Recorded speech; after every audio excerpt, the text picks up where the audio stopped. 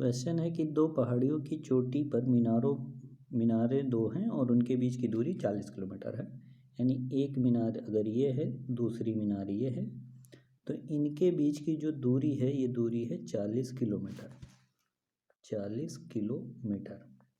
और फिर उसके बाद इसके मध्य में जो है एक पहाड़ी है, यहाँ पर मान लेते हैं एक पहाड़ी है बीच में होने का मतलब ये है पहाड़ी के कि यहाँ से यहाँ तक का डिस्टेंस 20 किलोमीटर और ये भी डिस्टेंस कितना 20 किलोमीटर, दोनों डिस्टेंस आपस में बराबर है। और फिर उसके बाद कह रहे हैं कि इसके ऊपर से एक 50 मीटर के ऊपर से 50 मीटर के ऊपर से कोई तरंग भेजी जा रही है, तो उस तरंग की तरंग दैर्घ्य क्या होगी हमको यही बताना है। तो ये जो क्वेश्चन है ये क्वेश्चन है फ्रेजनल दूरी का, फ्रेजनल दूरी।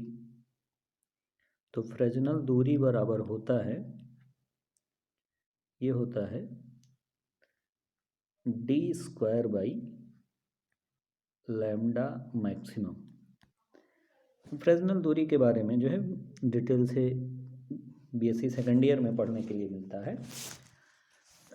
तो फ्रेजनल दूरी को ZF से प्रदर्शित करते हैं, तो हो जाता है ZF बराबर d² बाई लैम्डा मैक्सिमम। और इसमें हम लोगों को ये लैम्डा मैक्सिमम का मान बताना है।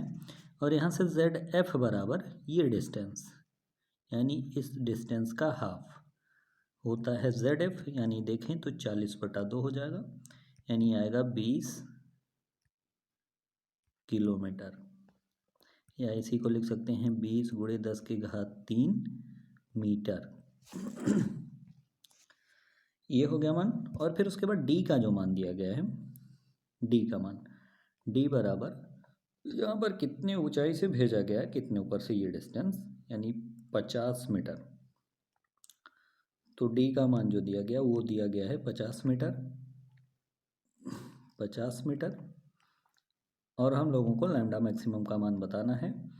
अब वैल्यू पुटअप करके लैम्डा मैक्सिमम का मान याद कर लेते हैं। तो फार्मूला है ZF = d² by lambda maximum. तो लैम्डा मैक्सिमम बराबर हो जाएगा d²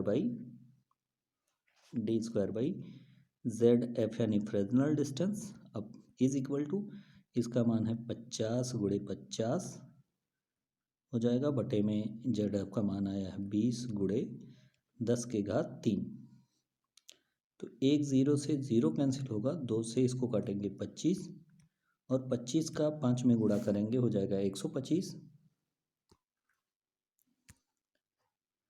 तो ये हो गया 125 और 10 को ऊपर लिए जाइए 10⁻³ को, तो ये हो जाएगा × 10⁻³ 10⁻³ और ये आएगा मीटर में। अगर सेंटीमीटर में इसको बदलना चाहें तो सेंटीमीटर में बदलने के लिए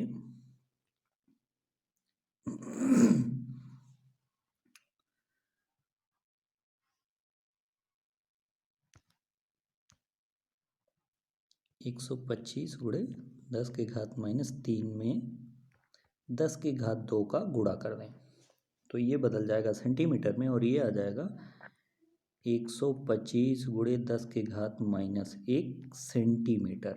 और 10⁻⁻1 को लिख सकते हैं हम 12.5 सेंटीमीटर। तो ये आ जाएगा लैम्डा का मान कि इस तरंग दैर्घ्य का जो है होना चाहिए जो तरंग भेजी जा रही है। ठीक।